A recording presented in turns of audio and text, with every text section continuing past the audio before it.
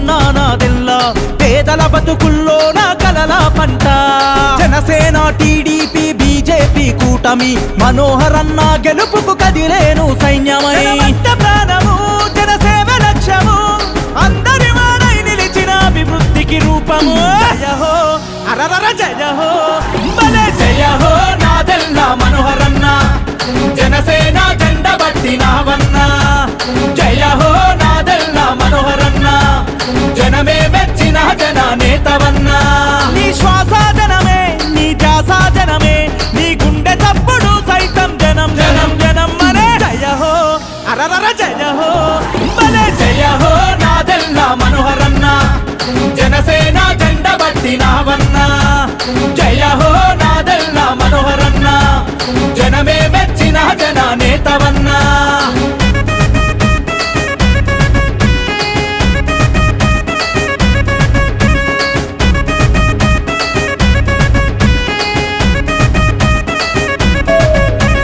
తెనాలి ప్రాంతాన్ని మన రాష్ట్రంలోనే ప్రత్యేక పట్టణంగా తీర్చిదిద్ద ఘనుడు అరే నేటికి చక్కు చెదరని సుందర అందాలు ఆనాడు మనోహరన్న నిలిపిన సాక్ష్యాలు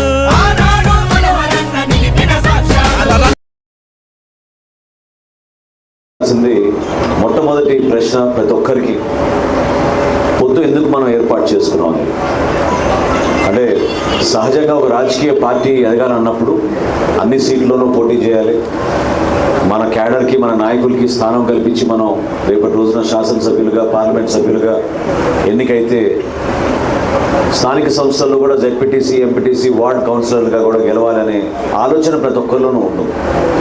కానీ ఈరోజు రాష్ట్రంలో ఉన్న ప్రత్యేక పరిస్థితులు భవిష్యత్తు గురించి ఆలోచించి మన నాయకత్వం తీసుకున్న నిర్ణయం వెనుక అనేక కారణాలు ఉన్నాయి. గతంలో నేను ప్రారంభించిన అభివృద్ధి కార్యక్రమాలని ఆలపాటి రాజా గారు కూడా ఆ రోజున్న పరిస్థితుల్లో రాష్ట్ర విభజన జరిగిన తర్వాత ఆయన కూడా కొనసాగించడానికి ఒక ప్రయత్నం చేసి తీసుకొచ్చారు. ఇప్పటి రోజున మనకు ఒక చక్కటి పార్లమెంట్ సభ్యుడు దొరికారు మనకి క్యాండిడేట్గా పెమ్మసాని చంద్రశేఖర్ గారు. ఆయన్ని గెలిపించుకున్న తర్వాత మనందరం కూడా పినపాడులో ఈ రైల్వే క్రాసింగ్ గురించి కేంద్ర ప్రభుత్వం నుంచి మన సహాయం తెచ్చుకొని తప్పకుండా మనం ఆ సమస్య అధిగమించే విధంగా మనం రెండు గేట్ల మధ్యన అద్భుతంగా మనం రోడ్ నిర్మాణం చేసుకుని దానికి అండర్ గ్రౌండ్ టనలా ఫ్లైఓవరా ఏ విధంగా వాళ్ళు ప్లాన్ చేస్తారో అప్పుడున్న మన విధానాన్ని బట్టి మనం ముందుకు తీసుకెళ్లాల్సిన అవసరం ఖచ్చితంగా ఉంది. తెనాలి నగరానికి ఎప్పుడో 1960లో వేసిన ఆ ఫ్లైఓవర్ ఈ రోజు వరకు కొనసాగుతూ ఉంది. చాలామందికి దాని గురించి అనుమానాలు, ఇంకెంత లోడ్ తీసుకోగలుగుతుందని. ఇప్పుడు ఇసుక లారీలు ప్రతిరోజు పోతుంటే 40 టన్నులు రోజుకి 500 లారీలు ఆ లోడ్ తీసుకోగలుగుతాం లేదో మనకే డౌట్లు వస్తున్నాయి. కాబట్టి మనకి ఈ రోజున చంద్రబాబు నాయుడు గారి దూరదృష్టితోటి నరేంద్ర మోడీ గారి నాయకత్వం మన రాష్ట్రానికి అవసరం.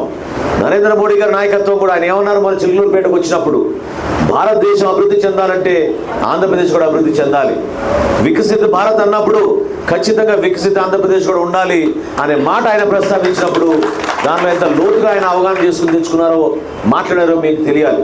కావాలని మన పైన దుష్ప్రచారం చేస్తున్నారు, సోషల్ మీడియాని విపరీతంగా వాడుతున్నారు, వ్యక్తిగతంగా టార్గెట్ చేస్తున్నారు. ఎవరైతే కష్టపడి పార్టీ కోసం నమ్ముకున్న వ్యక్తులు ఉన్నారో వాళ్ళపైన ఊహించని విధంగా దాడులు చేస్తున్నారు. మహిళ అనే భావన కూడా లేకుండా వాళ్ళ కుటుంబాల్లో వాళ్ళకి ఇవ్వాల్సిన గౌరవాన్ని కూడా వీళ్ళు కించపరిచే విధంగా, మహిళా మనుల్ని కూడా కించపరిచే విధంగా వీళ్ళు పోస్టులు పెడుతున్నారు. దాన్ని మనం ఖండించాలి. ₹1 సంక్షేమం చేశామని తెనాలి నియోజకవర్గాలతో ఎందుకు మీరు ఓటేరు అంటున్నారు. 600 ఎకరాలు కొన్నామన్నారు. 600 ఎకరాలు కొని 24,000 మందికి పట్టాలు ఇచ్చామన్నారు. నిజంగానే 24,000 మందికి పట్టాలు ఇస్తే ఎందుకు ఈ రోజు కూడా పాపం రోడ్డు మీద వచ్చి మాకు అన్యాయం చేశారు, మాకు పట్టా ఇవ్వడం లేదు, వివక్ష చూపించారు, నేను తెలుగుదేశం పార్టీకి సపోర్టర్ అని చెప్పి నా పేరు తీసేశారు, 3 సార్లు 4 సార్లు పెట్టుకున్నా కూడా జనసేన పార్టీ నాకు ఎంతోమంది యువకులకి అన్యాయం చేశారనే విషయం ఎందుకు మన దగ్గర ప్రస్తావిస్తూ ఉంటారు. ఆలోచించండి. మనం నిలబడాల్సింది మనకున్న నైతిక బలం, మనకున్న విలువలతో కూడిన రాజకీయం.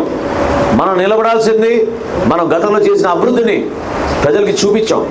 కొత్తవి కాదు, ఉపన్యాసాలు ఇవ్వడం లేదు, మనం చేసి చూపించాం. ఇంకా చేయబోయేది చాలా ఉంది.